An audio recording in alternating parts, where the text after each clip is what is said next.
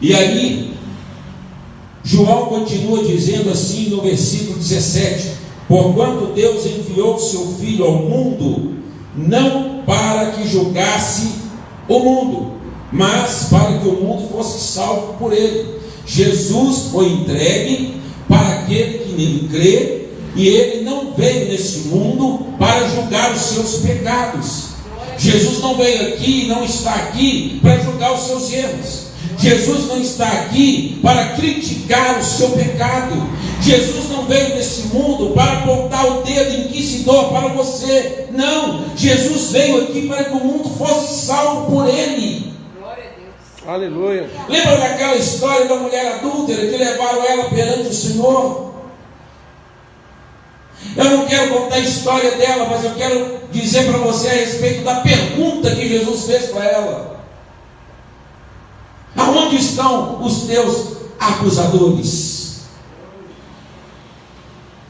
A pergunta que Jesus fez para ela, que é o mais importante: aonde estão os teus acusadores, ó mulher pecadora?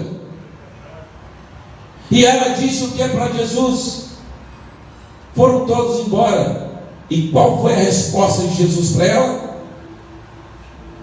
Eu posso fazer alguma coisa aqui, mas você pecou, né? Foi isso que ele respondeu?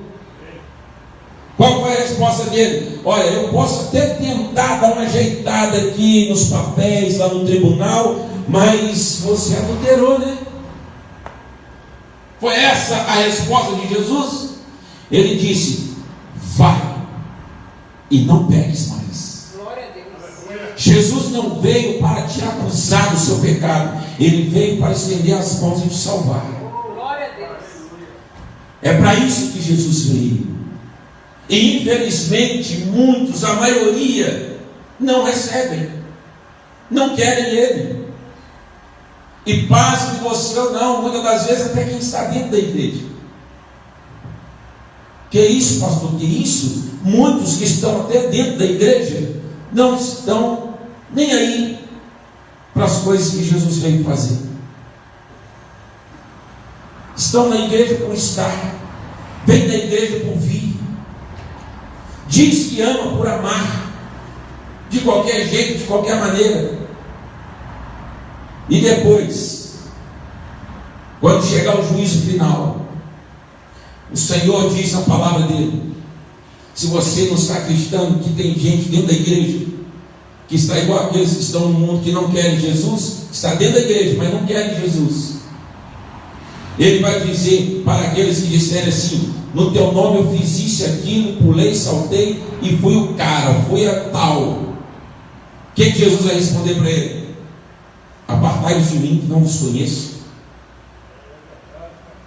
Então, muitas das vezes que muita gente está dentro da igreja da mesma maneira daqueles que estão lá no mundo, não querem a Cristo. Muitos só estão querendo a bênção, mas não querem o abençoador. Você está entendendo? Eu quero receber a bênção dele, mas ele não, deixa ele quieto lá. Eu só quero o que ele tem para me dar. Ele tem alguma coisa para me dar? Se não tiver também, então eu vou caçar meu rumo, vou para outro canto. Olha o que continua dizendo João no versículo 18: quem nele crer, quem nele acreditar, não é julgado. O que não acredita já está julgado, porquanto não crê no nome do único Filho de Deus. A crença, a fé no Senhor Jesus. Desde o começo que João começou a falar, Deus amou o mundo de tal maneira, desde o começo, ele diz que entregou Jesus para aqueles que nele creem. A fé vai permanecer. Se você não tiver fé em Cristo, se você não acreditar em Cristo, você já está julgado. E é o que João está dizendo aqui. Continuando, o texto diz assim, o versículo 19: o julgamento é este, que a luz veio ao mundo, e os homens amaram mais as trevas, olha aí, do que a luz, porque as suas obras eram más. Então vamos trocar luz por Jesus e trevas por Satanás.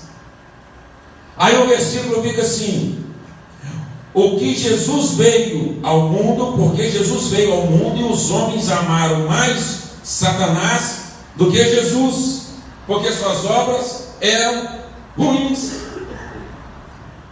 Jesus veio ao mundo, Jesus está aqui, Jesus está no meio de nós, mas nós, os homens, amamos mais as obras do mundo do que as obras do Senhor.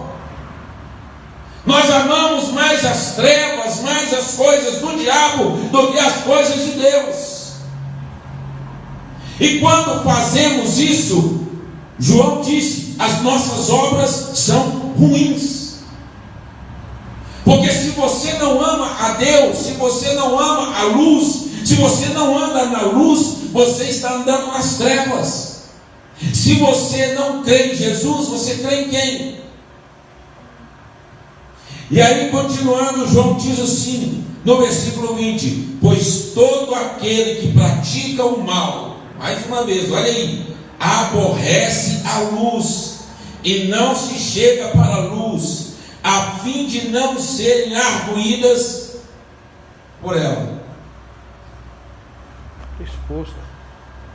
Quando você pratica o mal, você aborrece o Senhor. Pastor, o Senhor fica aborrecido comigo? Fica chateado, fica triste. Qual pai, qual a mãe que não fica triste vendo o filho indo para o caminho errado? Não vai ficar, não? Imagina Deus vendo você praticando o mal. João diz que ele se aborrece. É muito triste quando Deus vê um dos seus filhos praticando o mal, praticando o errado, praticando o pecado, praticando aquilo que não convém a ele. Ele se aborrece, ele se entristece, e ele diz: e a luz, aborrece a luz e não se chega para a luz, a fim de não ser arguídas suas obras. Você sabe o que é isso? Você já viu um criminoso quando ele rouba? Quando ele pratica um crime? Você já viu se ele corre lá na polícia e fala com a polícia assim: olha, eu pratiquei um crime, viu? Ninguém faz isso.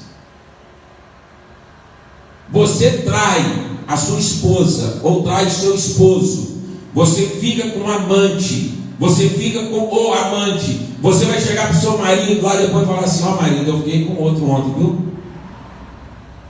Ó esposa, eu fiquei com uma outra mulher ontem, viu? Quem pratica o mal não vai chegar para a luz para poder falar que praticou o mal. Aí sabe o que acontece?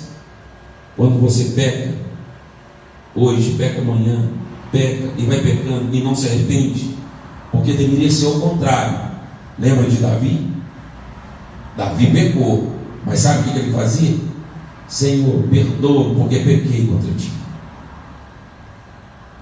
Nós deveríamos fazer o contrário. Deveríamos fazer como Davi, não fazer como João Paulo disse aqui. Aquele que pratica o mal, ele aborrece o Senhor e se afasta do Senhor. Ele não tem coragem de chegar para o Senhor para dizer para ele: eu pequei. Aí sabe o que acontece quando você peca e não se achega ao Senhor por medo ou temor das arguições que ele poderá fazer, das perguntas que ele irá fazer? Aí você se afasta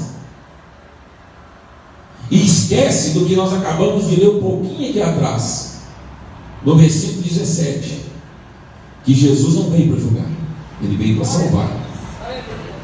Lá em 1 João está escrito assim: se por filhos não pequeis, mas se porventura pecar, temos um advogado junto ao Pai, Jesus Cristo. Ele não está aqui para julgar, ele está aqui para salvar. Aí se você peca, se você erra, você não confessa os seus pecados, os seus erros para o Senhor, você vai se afastando da presença de Deus. Você vai se afastando da presença de Deus. Você vai só se afastando da presença de Deus. Aí acontece muitas vezes, sabe o que? O esfriamento espiritual. O que é o esfriamento espiritual? é quando a pessoa peca e não reconhece o seu pecado diante do Senhor, ele vai se afastando de Deus, ele vai ficando longe da presença de Deus, a chama do Espírito começa a se apagar. Aí sabe o que a pessoa vai falar quando ela está assim? Começa a se afastar da igreja, começa a se afastar dos trabalhos, da obra, aí vai querer culpar a igreja, vai querer culpar o pastor, vai querer culpar o louvor, vai querer culpar a obra, vai querer culpar o irmão que está sentado do lado dele, e sendo que nem a igreja, nem o pastor, nem a obra, nem o irmão que está sentado do lado dele, não tem nada a ver, ninguém tem nada a ver com os meus pecados, eu não tenho nada a ver com os teus pecados, cada um cumpre com o pecado que tem. O seu esfriamento espiritual, a culpa não é da igreja, a culpa é tão somente tua. O meu esfriamento espiritual, a culpa não é da igreja, porque eu estou frio espiritualmente. Se eu esfriar espiritualmente, é por causa dos meus pecados, que eu não confessei para o Senhor, como fez Davi. Nós devemos fazer como ele pecou, irmão. Corre para os pés do Senhor, se arrependa para os pés do Senhor e fala com ele: Senhor, eu pequei contra ti, me ajuda, me perdoa, eu errei, eu cometi um pecado. Ah, pastor, o senhor não sabe o tamanho dos pecados que eu tenho e nem quero saber. Eu não sou de uma religião aí que você tem que chegar e sentar e contar seus pecados para mim e eu te absolver. Eu não tenho esse poder. Quem tem esse poder é Jesus Cristo. Aleluia. É só Ele. Se arrependa enquanto é tempo. Se você tem pecado, se você está se esfriando espiritualmente, para de dar desculpas pelos seus erros. Para de se desculpar pelos seus erros, colocando a culpa nos outros, colocando a culpa no cachorro, colocando a culpa na esposa, colocando a culpa no esposo, colocando a culpa no trabalho, colocando a culpa no carro, colocando a culpa em tudo, menos em você. Até parece, após que eu sou certo, o mundo inteiro está errado. Quando você começa a ter o esfriamento espiritual, é dessa maneira. Todo mundo para você passa a ser errado, e você passa a ser o certo, o único certo. Enquanto isso, você está se distanciando da presença do Senhor. E João ainda continua dizendo, no versículo 20: pois todo aquele que pratica o mal aborrece a luz. Isso. Todo aquele que pratica o mal aborrece a luz e não se chega para a luz. Versículo 21. Quem pratica a verdade aproxima-se da luz, Glória a Deus. a fim de que as suas obras sejam manifestas, porque foram feitas em Deus. Quem pratica a verdade aproxima-se de Jesus. Mas quando você pratica o mal, você se afasta da luz, você se afasta de Jesus. Aí tem o esfriamento espiritual. Você começa a praticar a verdade, aí você vai ter o esquentamento espiritual. Aí você começa a se aproximar do Senhor. Quando você pratica a verdade, as suas obras começam a ser boas. Quando você para de praticar as obras ruins, quando você para de praticar o mal. Por isso que Deus amou o mundo de tal maneira. O que é isso? Deus amou o mundo inteiro, para que o seu Filho unigênito, o único Filho de Deus, fosse entregue para o mundo, mas não para todos. Porque Jesus veio para salvar, Jesus não veio para te julgar.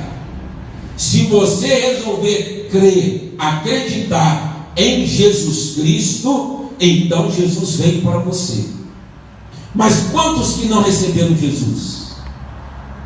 Quantos que até hoje não acreditaram em Jesus Cristo? Jesus não veio para eles. Jesus está aí para todos. mas nem todos querem. Como eu já disse, infelizmente, até quem está dentro da igreja.